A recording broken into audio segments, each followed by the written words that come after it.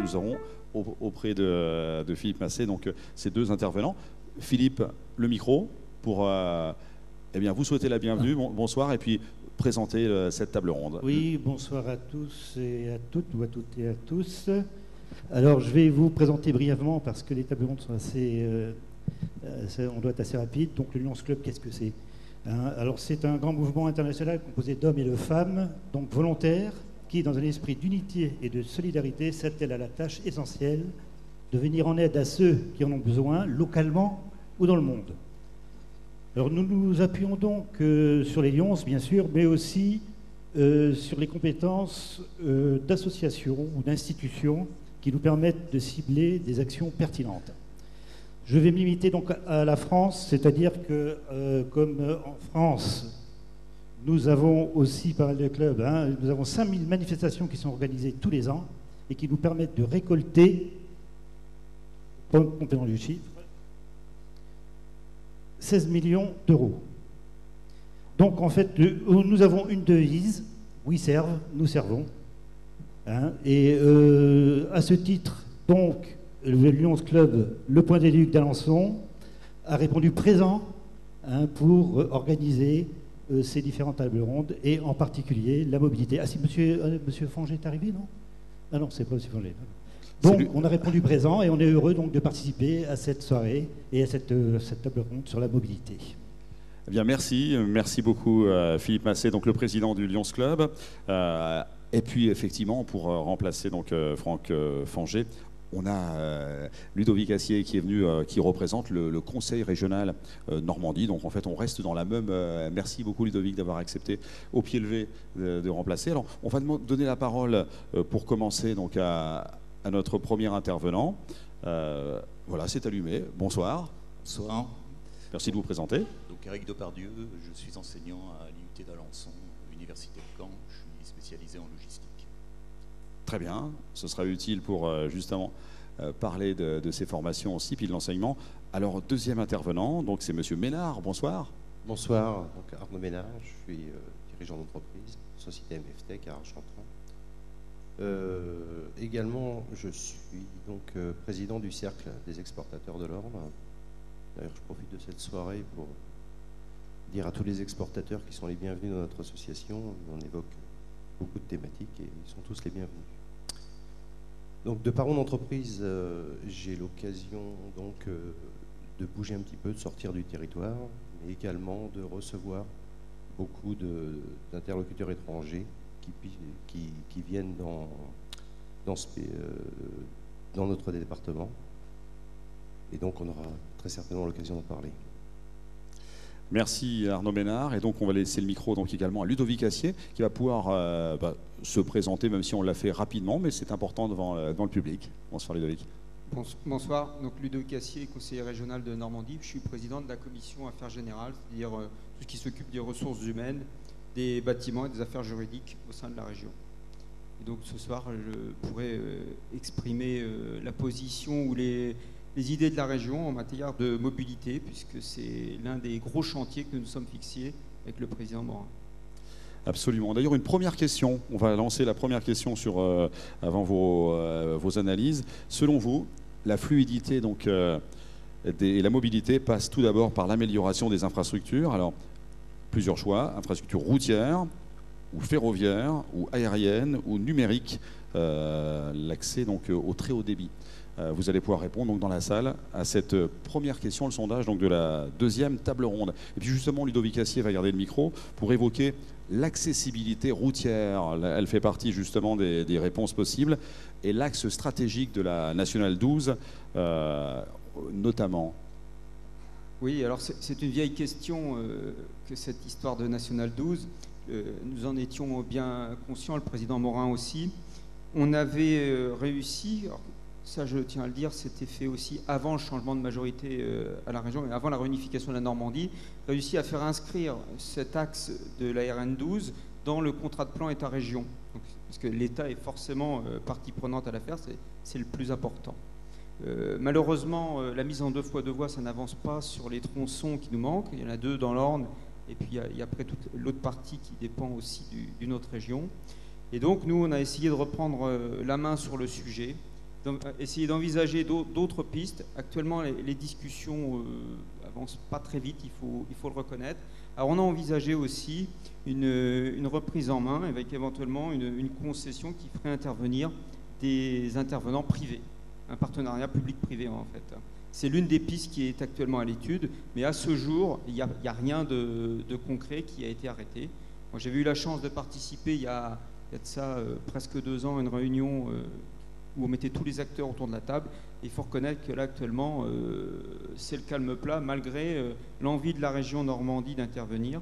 Mais je le répète, l'acteur le plus important dans l'affaire, c'est l'État. Et il y a aussi une autre région, même 2 autres régions qui sont partenaires sur cette affaire-là. Très bien, mais puisque Ludovic Assier a le micro, la question aussi du transport ferroviaire, voilà, qui va être aussi dans du même ordre, liaison Le Mans-Alençon et donc le Cantour, et puis également le Paris-Granville, le nouveau plan de transport. Donc 2020 nous réserve quoi? Alors, vous le savez tous, on considère que le président Morin considérait que nous avions un gros problème ferroviaire dans l'Orne sur ces 2 lignes-là. Et donc l'idée, ça a été de dire, il va falloir, puisque on n'avait pas de réponse suffisante, satisfaisante de la SNCF, on va reprendre la gestion de toutes les lignes. Donc on avait la gestion des TER, on va aussi reprendre les intercités à partir de 2020. 2 choses. Donc tout d'abord sur le Cantour, il y a plusieurs choses qu'il faut avoir présent à l'esprit, c'est-à-dire que la façon dont on raisonnait il y a encore au XXe siècle a complètement changé. On a diligenté une étude par un cabinet privé pour comprendre les nouvelles mobilités. Donc comment on fait des études maintenant sur les mobilités? En fait, on s'appuie sur les portables des gens. Et ça permet d'avoir la réalité des déplacements. Et on s'est rendu compte qu'il y a quasiment très peu de gens, en tout cas ça évolue fortement à la baisse, qui font Cantour. Ce qui marche beaucoup, c'est les séquencements. À Alençon, on a beaucoup de gens qui vont au Mans. Au Mans, on a beaucoup de gens qui vont à Tours, Caen avec Argentan. Donc ça marche. Donc ça veut dire qu'il faut penser les déplacements sur ces tronçons-là, en fait. Donc ça, c'est la première chose. Sur le Cantour, nous, on a réaffirmé notre volonté de travailler, de maintenir cette ligne, ça c'est clair, parce qu'on entend parfois aussi beaucoup de choses. Alors quand on dit ça, ça veut dire aussi qu'on peut réfléchir sur des gares. Alors, je profite d'avoir le micro pour rétablir un certain nombre de choses. Par exemple, on entend beaucoup parler de Surdon. Jamais nous n'avons dit que nous fermerions Surdon. Lorsqu'une gare ferme, ça oui, ça peut arriver.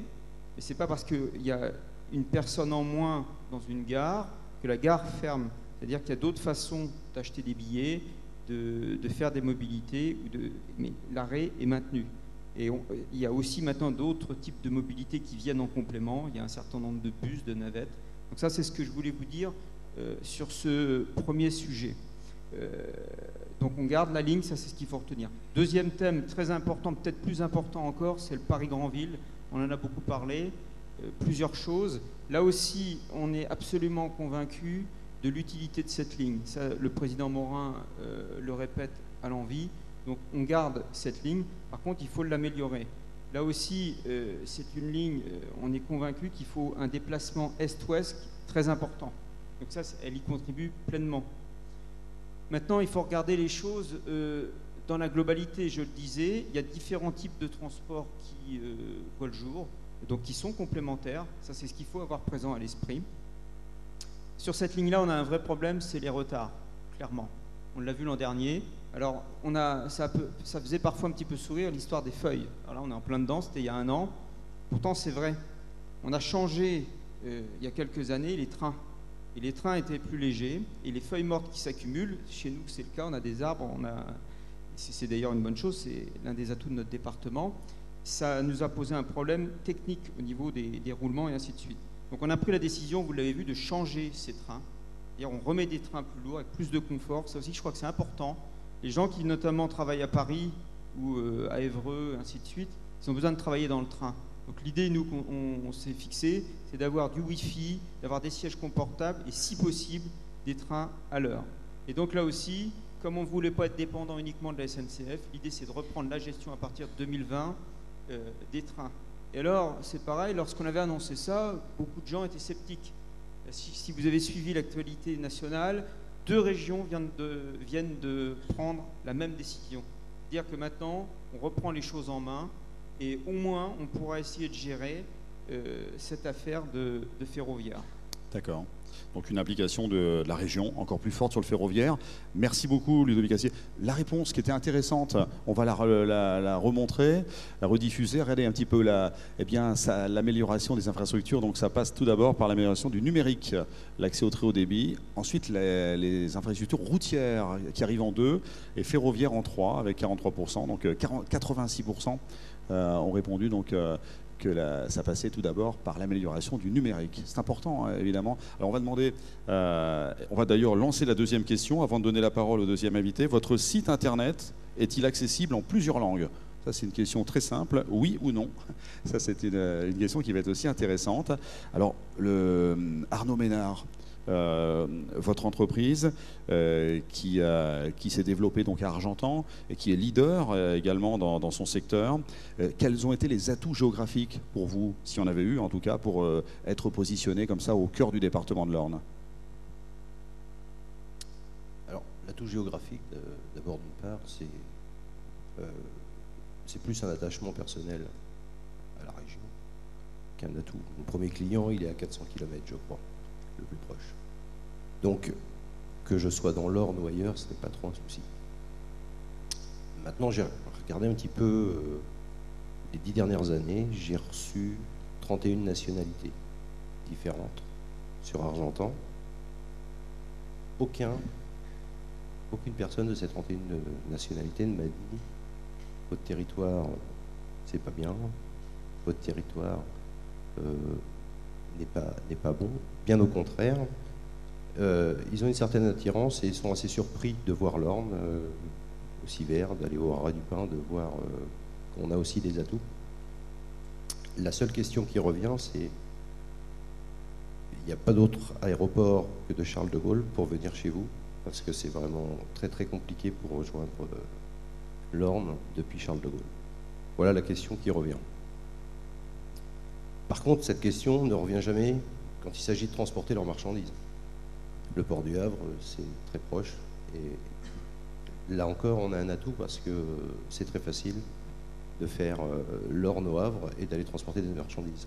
La plus grosse problématique reste vraiment l'accès des personnes depuis un aéroport et depuis l'étranger surtout. La problématique donc des liaisons aériennes. Alors il y a Caen-Carpiquet, mais pour vous c'est avant tout Paris. De Carpiquet, il y a très peu de destinations. Je crois qu'on peut aller à Lyon.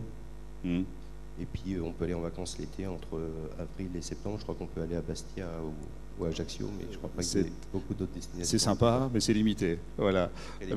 Merci beaucoup. Donc, on va donner le micro à Éric Depardieu, donc professeur à l'IUT. Alors, on va parler logistique avec vous, les atouts et peut-être les faiblesses aussi, et les points d'amélioration donc de la logistique au niveau du département. Je me permettrai d'abord de rebondir sur ce que vient de dire Arnaud. Au niveau transport routier de marchandises, il n'y a pas vraiment de problème. Le débat est plutôt derrière nous. On a la 28, on a la 88, on a des connexions autoroutières tout à fait satisfaisantes, avec des transit times très fiables. Il n'y a pas d'encombrement de ces autoroutes. Donc je pense que de ce point de vue-là, le débat est plutôt derrière nous. Je voudrais aussi parler un tout petit peu attractivité de la population étudiante. Juste faire une petite digression pour dire qu'on a plus de problèmes à faire venir des étudiants de l'Orne qu'à faire venir des étudiants de l'extérieur. On a des étudiants qui viennent d'un peu toute la France et ils ne sont pas surpris de ce qu'ils rencontrent. Ils vivent pas mal du tout leur séjour à Alençon. Je dirais c'est un petit peu comme dans le film Bienvenue chez les Ch'tis, pleure deux fois. C'est vrai qu'ils sont un peu surpris quand ils arrivent parce qu'il faut aimer la chlorophylle autour de notre campus. Mais on a une qualité d'environnement, on a une qualité d'encadrement qui est vraiment très appréciable. Et donc le problème, il est plus au niveau de la population locale finalement, d'étudiants qui ont l'impression d'avoir une promotion sociale en allant étudier à Caen ou à Tours, ou que sais-je. Donc le problème, il est plus centré sur les étudiants en Orne. Alors sur l'aspect logistique, pour revenir à votre question, moi il y a un atout que je voudrais souligner, c'est la qualité de la main-d'œuvre et la fidélité de la main-d'œuvre. Et en logistique, c'est un vrai problème. On a des emplois qui ne sont pas toujours très qualifiés, qui sont pas toujours très enviables du point de vue des rythmes de travail. Hein. Je ne rebondirai pas sur un reportage récent qui n'a pas fait de pub au secteur. Mais on a une main-d'œuvre qui est de souche rurale, qui est dure au travail et qui est fidèle, qui est aussi plutôt, comment dirais-je, qui a des valeurs. Donc là, tout le monde comprendra de mi-mot ce que je veux dire. Mais la fiabilité, elle est dans tous les domaines. Hein. On a peu de démarques sur nos entrepôts. Donc cette qualité de main-d'œuvre, il faut la mettre en avant, il faut la faire valoir. On a des entreprises qui sont venues s'implanter sur un effet d'aubaine après la fermeture de Moulinex. Et quand on discute avec ces dirigeants aujourd'hui, ils nous disent si on avait su, on serait venu, même sans effet d'aubaine, et on serait venu plus tôt. Livret, Arnaud l'a dit, c'est vraiment pas un problème. Aujourd'hui, à 4h30, quand on prend un distancier au départ de l'autoroute à 28 à C, à 4h30, on est au tunnel sous la Manche. Donc à 4h30, c'est le coup près pour un chauffeur, il est obligé de s'arrêter. À 4h30, on est en Angleterre. Je crois que c'est peut-être aussi une autre vision de notre territoire. Une bonne accessibilité malgré tout, donc routière. Et puis, cette question finalement que vous évoquez, c'est l'image de soi, finalement l'image du département pour les résidents, pour les Ornais eux-mêmes. Il faut créer un effet Pygmalion positif. Ouais. Ça, c'est intéressant. Ouais. Voilà une problématique aussi intéressante ce soir. Alors, on va voir la réponse. Alors, votre site internet est-il accessible en plusieurs langues? Alors oui, 45%, non, 55%. Il y a encore du chemin à faire dans le département de l'Orne. Et puis on va lancer la troisième question avant de terminer cette table ronde. Êtes-vous impliqué dans des réseaux facilitant l'exportation internationale de vos produits? Alors c'est oui ou non. Donc êtes-vous impliqué dans des réseaux facilitant l'exportation internationale de vos produits? La salle va également répondre. On fait participer la salle ce soir. Hein. Ça c'est une première. Merci à StarTech, ça fonctionne très bien. Alors la question effectivement qui peut être posée pour vous qui êtes également enseignant, c'est l'utilisation du covoiturage aussi dans le département de l'Orne, c'est l'Autofree 61, la location de véhicules électriques par exemple. Vous avez un avis également sur ces modes de transport? Ce sont des pratiques qui se diffusent comme partout. Hein. Nos étudiants sont tout à fait en phase avec ces mouvements. Il n'y a pas de particularisme de ce point de vue. En tout cas, c'est important pour l'avenir. Et très bien. On va redonner la parole à notre chef d'entreprise, Arnaud Ménard, donc dirigeant de MF Tech à Argentan, et peut-être faire une petite digression parce qu'avec vous, et comme on va profiter de votre présence pour évoquer ce qui sera un peu le final de la soirée, c'est la place de l'Orne en Normandie. Vous tout à l'heure, vous avez parlé d'un choix d'être dans le département de l'Orne. Comment vous voyez finalement, vous, la place de l'Orne en Normandie? Ce sera peut-être intéressant pour la suite tout à l'heure et le mot de la fin, mais vous ne serez pas sur le plateau à ce moment-là. Donc vous qui êtes chef d'entreprise d'Argentan. Moi, je pense que l'Orne en a tout à jouer, puisque aujourd'hui, là où on parlait, la table juste avant nous parlait de difficultés de recrutement, de difficultés à garder, à fidéliser. On a aussi un atout pour garder, pour fidéliser.